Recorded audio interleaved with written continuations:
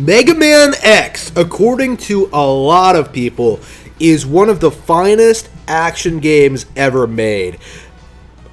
The next evolution of Mega Man, featuring 8 brand new levels with all these crazy powers, the ability to dash and wall jump, a new visual upgrade. This is a clear, obvious upgrade over the originals. When I first played this game, I was actually kind of down on it. I actually was pretty critical of this when I first played it, because I thought it was a little bit too short. I thought it was a little bit too easy.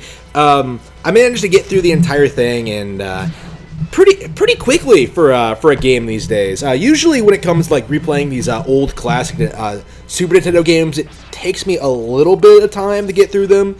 It took me a little bit of time to get through Super Castlevania 4. It took me a while to get through like Donkey Kong Country 2, but like with Mega Man X, I got through the entire thing very, very quickly, and as a result of that, I kind of had a very poor impression of it when I first played it. But as I replayed it over and over and over again, I began to see the appeal. Mega Man X is just a lot of fun to play. Sure, it's nowhere near as hard as the classic games. Like, sure, it doesn't have the same kind of appeal as those, but at the same time, it feels, from a general game perspective standpoint, like from a pure enjoyability factor, it is a lot of fun. Like, it is really engaging. The bosses are well made. They do have like diverse movesets. There are like a multitude of ways you can go about beating them. Stages are interesting.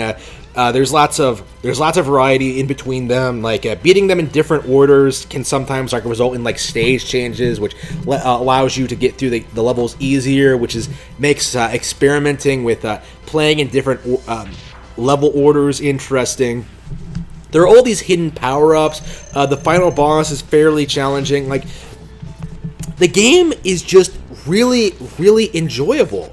I would say, in the Super Nintendo era, games kind of, peaked in quality. They weren't nearly as hard as they were in the NES days, but they kind of nailed what made games appealing. So even if they weren't as difficult as the NES entries in a respective series, they tended to be upgrades. You know what I mean? Like, Contra 3 had a lot more intense action, and I think this game kind of goes along the same route, in which it's able to do a lot more with moving objects and enemy designs and just boss abilities, and your powers, I think, are a lot more intense than they used to be.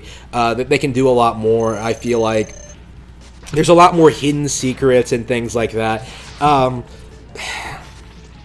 It really feels like they really took what made classic Mega Man work and really brought it to the next level. In a lot of ways, I think a lot of people kind of see this as the true successor to Mega Man. I don't see a lot of people really talking about 5, 6, 7, 8 all that positively. 9, Mega Man 9 is great, but X, after 4, I think X can be considered the true next generation sequel, because after that point, Mega Man Classic felt kind of stale. It felt kind of played out. It felt like kind of the same thing over and over again.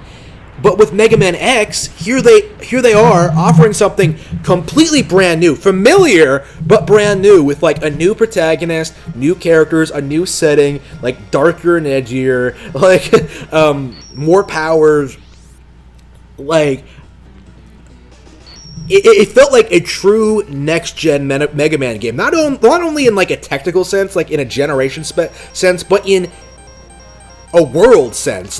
This is a newer, upgraded Mega Man in a world that's advanced past the classic era, and that really makes it kind of interesting from a lore perspective.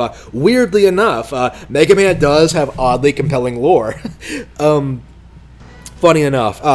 So, the game again suffers. The worst thing I can say about the game, I think, is that the sequels are kind of repetitive and kind of do the same thing over and over again and aren't quite as good, in my opinion. I played 2 and I think I like it more than this one, actually. But I'll have to play it again to see how I feel about it then. 3 I never finished. Like Mega Man X3 I never finished, and after that I think they get even worse. Like by X8 they become terrible, and that's the big problem with like Capcom series in general, is that they tend to like get worse and worse with like each iteration. They tend to like just milk a franchise until like there's nothing else to milk. They've done this with Resident Evil. They did this with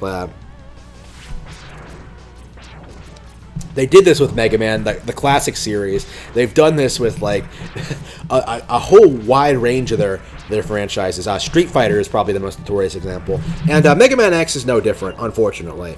And it's a shame too, because the original really does stand on its own as being one of the best games on Super Nintendo. Now, would I put it in my top 10? No, but that's mostly because there's just so many other great games that I prefer over it, right? Like I think I like ActRaiser more than I think I like the Nintendo games better than this. Super Metroid certainly is better than this.